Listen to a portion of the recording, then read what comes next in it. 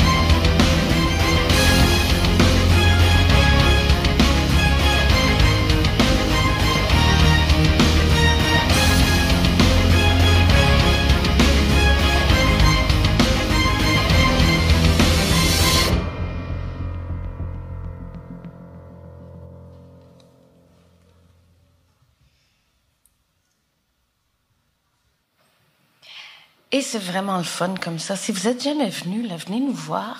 C'est véritablement un centre pour tout le monde. Ici, au Vieux-Montréal, évidemment, nous sommes en activité tout au long de l'année. C'est le cas pour le Centre des sciences. Nous sommes ouverts 360 jours par année, 7 jours par semaine, excepté quelques jours ici et là. Et donc, nous avons des visiteurs constamment. Nous avons évidemment nos groupes scolaires qui viennent nous voir pendant pendant l'année scolaire et pendant les camps de jour, pendant l'été. Mais nous avons aussi une énorme clientèle d'adultes, puisque nos expositions vont vraiment de 4 à 104 ans. Les expositions, nous en avons 4 permanentes. À la fondation du Centre des sciences en 2000, il y en avait eu 4 qui avaient été créées. Elles ont été renouvelées toutes ensemble en 2007. Et à partir de l'année prochaine, nous allons commencer à les renouveler, mais une après l'autre, 1 an à la fois, de façon à ce que nous ayons une nouveauté dans nos expositions permanentes à chaque année. Présentement, nous avons aussi une de nos expositions maison. Si vous êtes déjà venu nous voir lorsqu'on a présenté, entre autres, l'exposition musique ou l'exposition sexe, l'exposition qui dit tout, ce sont des expositions maison. Elles sont créées par les équipes de programmation du Centre des sciences de Montréal, qui sont fantastiques. Et leur dernière création, qui est présentement à l'affiche au Centre des sciences, s'appelle Vérité et mensonge. Si vous avez l'occasion, venez voir, puis déterminer si vous croyez à des choses qui sont vraies ou à des choses qui sont fausses. L'année prochaine, nous allons en territoire très intéressant où on essaie, parce que la culture, quand on pense à la culture, on pense en général aux arts, à la musique, à la littérature. On pense rarement à la science. On ne s'attend pas à ce que le chef d'orchestre soit aussi un diplôme en chimie ou que le diplôme en chimie soit un premier violon d'orchestre symphonique. On a cette dichotomie alors que c'est totalement faux. La créativité est l'essence même de la découverte scientifique. Et pour pouvoir être un bon musicien ou un bon artiste, il faut avoir une rigueur et une discipline qui est incontestablement similaire à celle qu'on retrouve en sciences.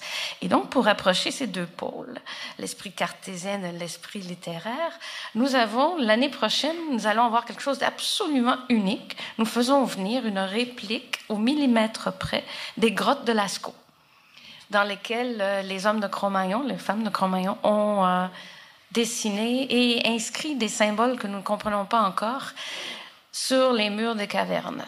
Il est impossible aujourd'hui d'aller visiter les grottes de Lascaux puisqu'elles sont fermées pour les préserver des méchancetés que nous pompons dans l'atmosphère. Et donc, la seule façon de les voir aujourd'hui, c'est d'aller dans des répliques de haute fidélité.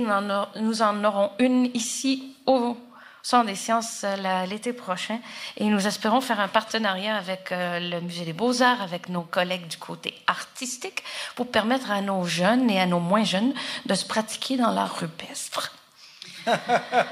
Évidemment, vous connaissez le cinéma IMAX, dont nous donnons aussi du divertissement. Notre mission première et la plus fondamentale est celle, évidemment, de donner à nos jeunes d'école primaire et secondaire en particulier, l'opportunité de venir faire des choses au Centre des sciences de Montréal qu'ils ne peuvent pas faire dans leurs écoles.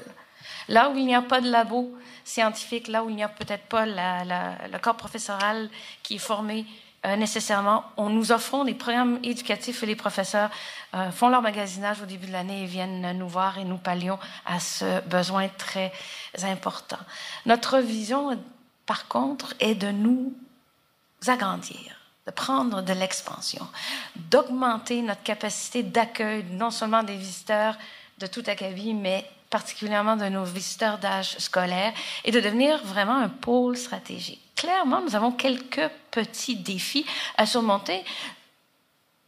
Un étant pas le moindre, qu'il y a 2 rails de chemin de fer entre la rue de la Commune et la promenade du Vieux-Port, et que ça crée quand même un peu une dissociation. C'est la raison pour laquelle on est si heureux, Dan Doré et moi, d'être ici aujourd'hui, parce qu'on espère bien qu'on devrait élargir la grandeur de la Société de développement du Vieux-Montréal et d'y inclure, entre autres, le Vieux-Port. Bref, l'année prochaine, nous allons commencer à changer nos expositions. La première sera une exposition très interactive où on va bâtir des choses et construire des affaires. Alors, je viendrai faire ça aussi. Et clairement, nous sommes certains qu'il est absolument fondamental que tous les partenaires mettent du sien pour célébrer cette grande fête qui sera la nôtre au 375e anniversaire. Étant 12e génération montréalaise, n'ayant eu un ancêtre qui est arrivé sur ces berges-là il y a longtemps, c'est un endroit où on doit ensemble travailler pour faire de cette fête une réussite, non seulement au terme des célébrations, mais aussi pour faire rayonner notre ville, notre métropole, notre magnifique ville de Montréal à travers le monde. Bref parenthèse pour vous dire que puisque nous nous subventionnons à 68%, nous sommes aussi capables de ramasser nos propres fonds. Nous avons une fondation au Centre des sciences de Montréal qui nous permet de faire ces renouvellements d'expositions dont je vous parlais.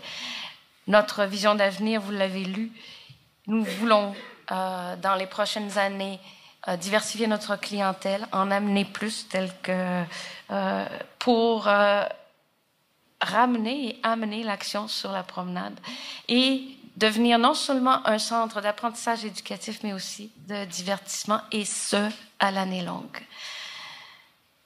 Nous sommes dans une ville lumière, une ville magnifique, qui se voit très bien, même à 350 km au-dessus de la surface. C'est à nous, ici, en son pôle stratégique, en son pôle de fondation, de la faire rayonner. Merci. Merci beaucoup.